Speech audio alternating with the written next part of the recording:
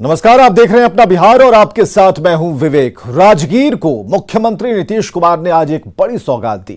CM ने यहां 176 करोड़ की लागत से बने जू सफारी को जनता को समर्पित कर दिया और यह बिहार की पहली जू सफारी है जहां गुजरात और बंगाल से लाए गए बाघ और शेर का खुले में दीदार किया जा सकेगा। मुख्यमंत्री ने पंचपहाड़ी के आसपास बने साइक्लोपियन वॉल को भी वर्ल्ड मैप पर लाने का प्लान बनाया है। रिपोर्ट देखिए।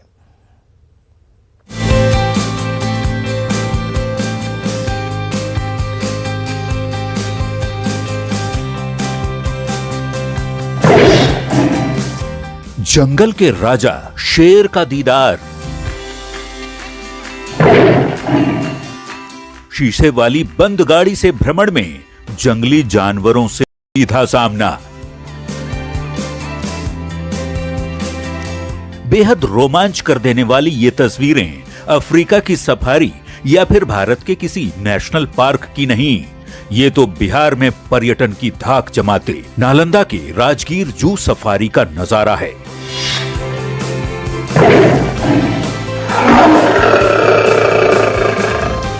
जिसे मुख्यमंत्री नीतीश कुमार ने जनता को समर्पित कर दिया है। सीएम के इस ड्रीम प्रोजेक्ट के शुरू होने से नालंदा की पहचान एक नए टूरिस्ट हब के तौर पर होने लगी है।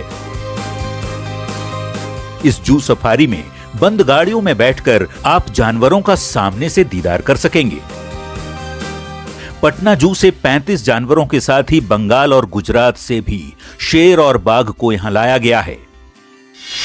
स्वर्णगिरी और वैभार गिरी पहाड़ियों में बना है जू सफारी।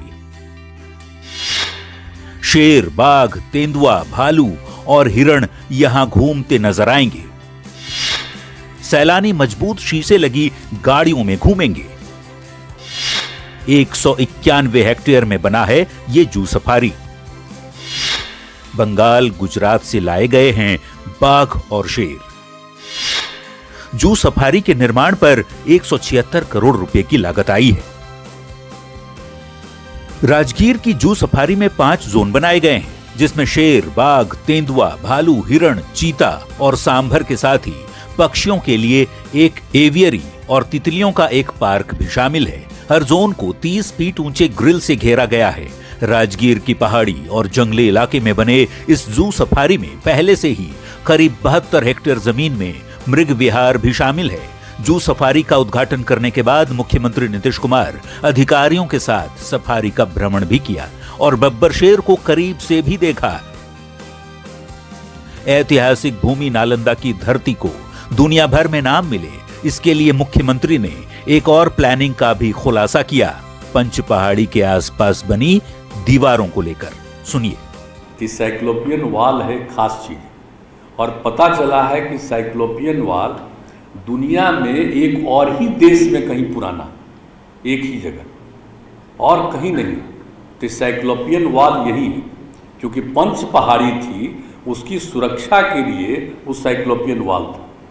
तब वो तो बहुत जगह टूट टाट गया, लेकिन साइक्लोपियन वॉल अभी भी है।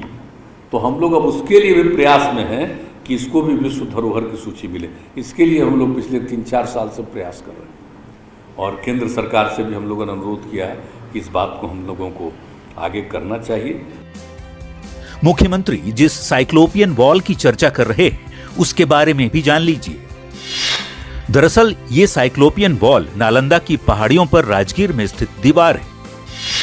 पंचपहाड़ी के चारों तरफ 4 मीटर ऊंची और 40 किलोमीटर लंबी ये दीवार है।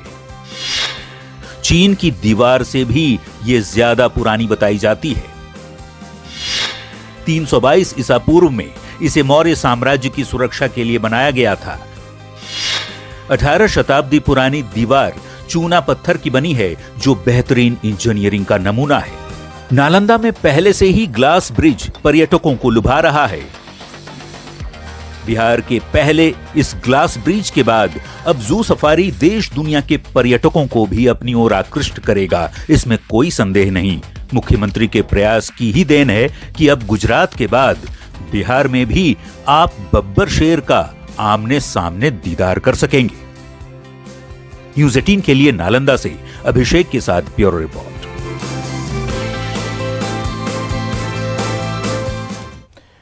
तो जू सफारी का उद्घाटन करने के बाद मुख्यमंत्री नीतीश कुमार टिकट लेकर अंदर गए। सीएम नीतीश सबसे पहले टिकट काउंटर पर गए, जहां टिकट कटवाया। सीएम के साथ दूसरे मंत्रियों ने भी टिकट कटवाया और फिर अंदर गए। जू सफारी का टिकट 250 रुपए का है। पहला टिकट उन्होंने इस वक्त कटवाया है 250 रुपये। इस जू सफारी के टिकट का दर रखा गया है। टिकट है 2 लोगों का टिकट, अपने साथ वो मुख्यमंत्री इस वक्त ले रहे हैं। बिहार में भ्रष्टाचार के खिलाफ प्रहार जारी है। एक और भ्रष्ट अधिकारी पर शिकंजा कसा है। पूर्णिया के जिला अवर निबंधक उर्मिलेश प्रसाद सिंह के 2 ठिकानों पर निगरानी ने छापेमारी की और छापेमारी में काफी मात्रा में कैश और सोना बरामद किया है। 500 की इन गड्डियों को देखिए, 1-2 नहीं, दर्जन भर से भी ज्यादा हैं।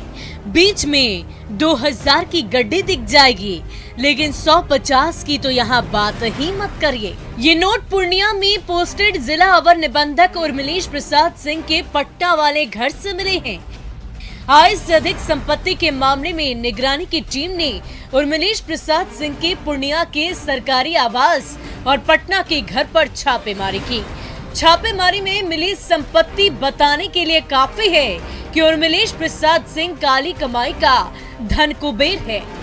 जो कैश रिकवर किया गया है वो देखिए, यहाँ पर निगरानी की टीम ने कैश रिकवर किया है और इनके खिलाफ निगरानी थाने में ही एफआईआर लॉन्च किया गया था और उसके बाद न्यायालय से जब वारंट मिला और उसके खिलाफ उनके ठिकानों पर पटना और पूर्णिया में एक साथ छापेमारी चल रही है। कई डॉक्यूमेंट्स जो है वो रिकवर किए गए हैं, वैल्यूअर जो है वो भी बुलाए गए हैं। पहले इसके मुआर साहब हैं, उन्हीं से बात करते हैं। डीएसपी, क्या कुछ मिला है आज छापेमारी में मुआर साहब? करीब 12.5 लाख रुपया नगद, इसके अतिरिक्त में सोने चांदी ज्वेलरी करीब आधा किलो और 15 बैंक का अकाउंट्स अभी तक प्राप्त हुआ है। उर्मिलेश के दोनों ठिकानों से 20 लाख रुपए से ज्यादा कैश, 15 पासबुक, 1 किलो से ज्यादा सोने के गहने और कई जमीन के कागजात भी हाथ लगे हैं। उर्मिलेश पर आय से 1 करोड़ 25 लाख ज्यादा अर्जित करने का मामला दर्ज किया गया है।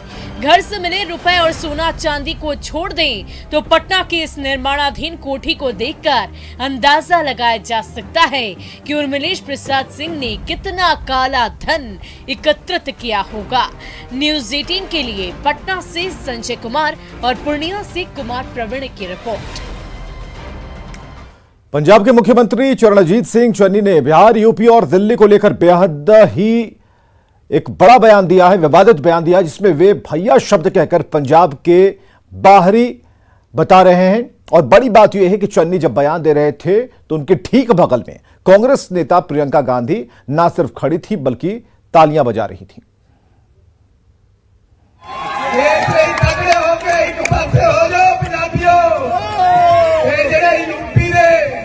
बिहार दे दिल्ली दे भैया आगे राज करते ना बड़नी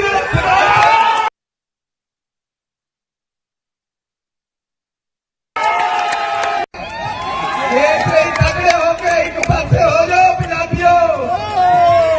यूपी दे बिहार दे दिल्ली दे भैया आगे राज करते ना बड़नी। तो पंजाब के मुख्यमंत्री चरणजीत सिंह चन्नी के बिहार यूपी वाले बयान पर सियासत गर्म हो गई है। एनडीए नेताओं ने जहां ऐसे बयान को देश को बांटने वाला करार दिया तो विपक्षी कांग्रेस और आरजेडी के नेता बैकफुट पर हैं और चन्नी के बयान का बचाव करते नजर आ रहे हैं। बयान घोर और घृणित क्षेत्रवाद का प्रतीक है। जो कांग्रेस पार्टी एक समय राष्ट्रीय एकता और अखंडता की प्रतीक थी, वह कांग्रेस पार्टी राहुल, सोनिया और प्रियंका के नेतृत्व में देश के विभाजनकारी शक्तियों की प्रतीक बन गई है, उसका नेतृत्व कर रही है। जिसने भी बिहार की अस्मिता पर उंगली उठाई है, बिहार वासियों को नीचा दिखाने की कोशिश की है, वो मिट्टी में मिल गए हैं। ऐसे नेताओं के विरुद्ध हमारी सख्त चेतावनी है कि माहौल खराब मत करिए और बिहार पर उंगली मत उठाइए। जनता आपको बखूबी सबक सिखाएगी। लेकिन ये तो चिंता का विषय है कि आखिर हमारे नौजवान, हमारे श्रमिक भाई पलायन करते हैं दूसरे राज्यों में। ये सरकार डबल इंजन की रोजगार बिहार में मुहैया नहीं करा पाती है। बिहारियों का अपमान कोई नहीं कर सकता है। पंजाब के माननीय मुख्यमंत्री जी के कहने का अर्थ संदर्भ कुछ और रहा होगा। देखिए, लोकतंत्र की अवधारणा है स्थानीय शासन। गांव का प्रधान उस गांव का निवासी ही होना चाहिए ना। इसलिए अगर चन्नी जी ने कहा है कि पंजाब में पंजाबियों की सरकार, तो इसके लिए जिंदाबाद के नारे लगाइए। इधर बीजेपी सांसद सुशील मोदी ने चरणजीत सिंह चन्नी के बयान और उस पर प्रियंका गांधी के ताली बजाने पर सवाल खड़े किए। सुशील मोदी ने ट्वीट पर लिखा है कि यह शर्मनाक है कि चरणजीत चन्नी ने बिहारियों को गाली और धमकी दी कि वो उन्हें पंजाब में प्रवेश नहीं करने देंगे, और सबसे घृणित यह है कि प्रियंका गांधी उनके समर्थन में ताली बजा रही थी। बिहारी कांग्रेस को कभी माफ नहीं करेगी। और वहीं यूपी के पूर्व सीएम और बीएसपी अध्यक्ष मायावती ने भी चन्नी के बयान को शर्मनाक बताया। मायावती ने ट्विटर पर लिखा है, पंजाब के कांग्रेसी सीएम ने शीर्ष नेतृत्व की मौजूदगी में यूपी और बिहार के लोगों का जिस प्रकार से अपमान किया है वो अति शर्मनाक है। ऐसे में इन दोनों राज्यों के लोग कांग्रेस को पंजाब और यूपी में भी हो रहे विधानसभा चुनाव में जरूर सबक सिखाएंगे। बिहार के लोग भी इसका उचित संज्ञान लेंगे।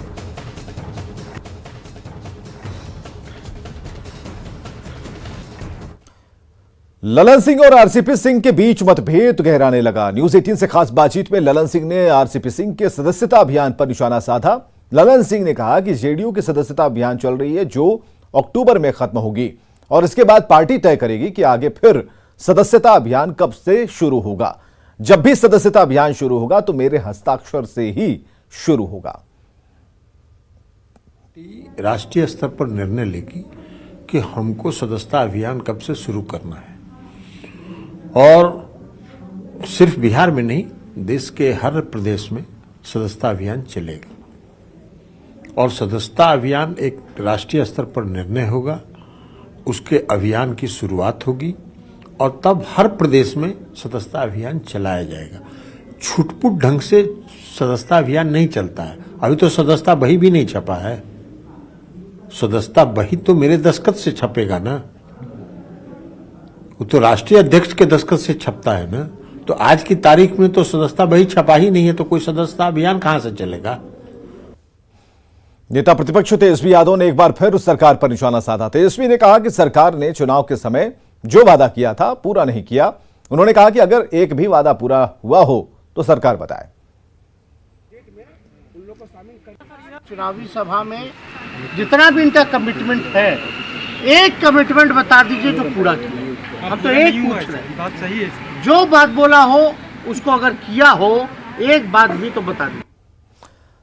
और पटना से बड़ी खबर आ रही है, एसआईटी करेगी गायघाट रिमांड होम मामले की जांच। बड़ी खबर इस वक्त की हम आपको बता रहे हैं, जिसमें एसआईटी गायघाट रिमांड होम मामले की जांच करेगी। एएसपी काम्या मिश्रा के नेतृत्व में एसआईटी बनी है। सिटी एसपी पूर्वी इसकी जांच करेंगे, मॉनिटरिंग करेंगे। एसआईटी जांच की मॉनिटरिंग होगी। रिमांड होम पर की जो सुपरिटेंडेंट है उनके ऊपर काफी गंभीर आरोप हैं। रिमांड होम की लड़कियों ने ये गंभीर आरोप लगाए हैं। तो इस वक्त की बड़ी खबर हम आपको बता रहे हैं, एसआईटी अब जांच करेगी। एएसपी काम्या मिश्रा के नेतृत्व में एसआईटी का गठन किया गया है और यह टीम अब जांच करेगी। एसपी पूर्वी करेंगे एसआईटी जांच की मॉनिटरिंग कर यह पता लगाएंगे कि जांच किस दिशा में जा रही है।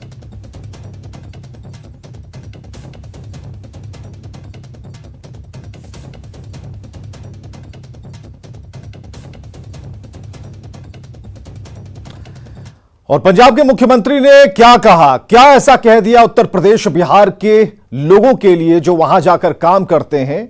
उन्होंने कहा उन्हें बाहरी, और इस पर प्रियंका गांधी ने कैसे।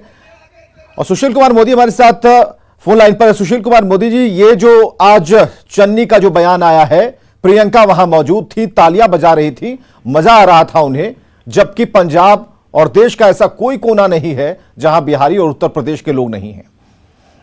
जी नहीं, देखिए, अगर बिहार यूपी के लोग पंजाब जाना बंद कर दें तो पंजाब के कल कारखाने बंद हो जाएंगे, वहां के खेत सूख जाएंगे। मुझे अभी तक याद है कि 2005 में जब नीतीश जी मुख्यमंत्री बने, हम लोग की सरकार बनी और बिहार से पलायन कम हो गया, तो बादल साहब का फोन आया नीतीश जी के पास कि आप लोगों ने क्या कर दिया, हमारे खेत सूख रहे हैं, बिहार के लोगों को भेजिए। और लोगों ने रेड कारपेट वेलकम दिया बिहार के मजदूरों को, उनका वेजेस, उनका मजदूरी बढ़ा दिया, उनके खाने का इंतजाम किया। तो आज अगर पंजाब लहला रहा, वहां के खेत लहला रहे हैं, फैक्ट्रियों से अगर धुआं निकल रहा है, तो बिहारियों के भी पसीन का जो है उसमें कुछ योगदान है। और जुमा जिस व्यक्ति को मुख्यमंत्री बने महीना भर भी नहीं हुआ है, वो यूपी बिहार वालों के बारे में इस प्रकार के अपमानजनक शब्दों का प्रयोग कर रहा है और प्रियंका गांधी तालियां बजा रही हैं, तो राहुल गांधी प्रियंका गांधी को बिहारियों के इस अपमान के लिए माफी मांगनी चाहिए और चुनाव आयोग को भी इसका संज्ञान लेना चाहिए। और साथ ही एक बात मैं और कहना चाहूंगा कि चन्नी साहब बने हैं मुख्यमंत्री राहुल गांधी के कहने पर, उनके इशारे पर, ये उनके ये नॉमिनी है। और राहुल गांधी के इशारे पर पिछले दिनों प्रधानमंत्री की रैली को होने नहीं दिया गया, उनकी सुरक्षा में लापरवाही बरती गई और अब वो 2 राज्यों के विरुद्ध नफरत फैला रहे। तो ऐसा राज्य के मुख्यमंत्री अगर दोबारा ये मुख्यमंत्री बन गए तो बिहार यूपी के लोगों के लिए जीना दूभर हो जाएगा। इसलिए इस अपमान का बदला बिहार यूपी के लोग जरूर लेंगे। और अभी तो 20 तारीख को चुनाव है, पंजाब के लोग तो कांग्रेस को वोट नहीं देने वाले, जिन्होंने अमरिंदर सिंह को बेइज्जत करके निकाल दिया पार्टी से, मुख्यमंत्री पद से हटा दिया। तो पंजाब के लोग तो पहले से ही मन बना चुके हैं कांग्रेस को सबक सिखाने के लिए, और बिहार यूपी के लोग भी जो है और इस अपमान का बदला जरूर लेंगे।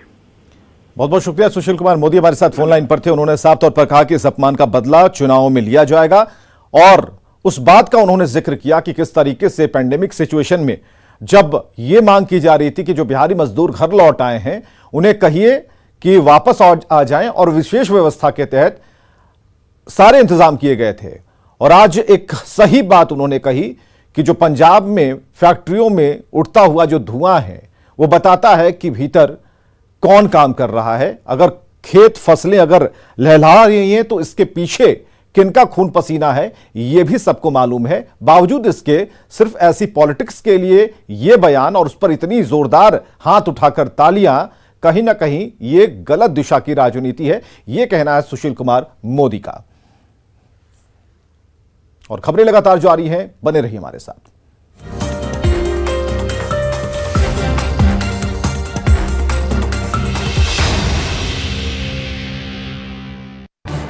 इस न्यूज हेडलाइंस के प्रायोजक पेट सफा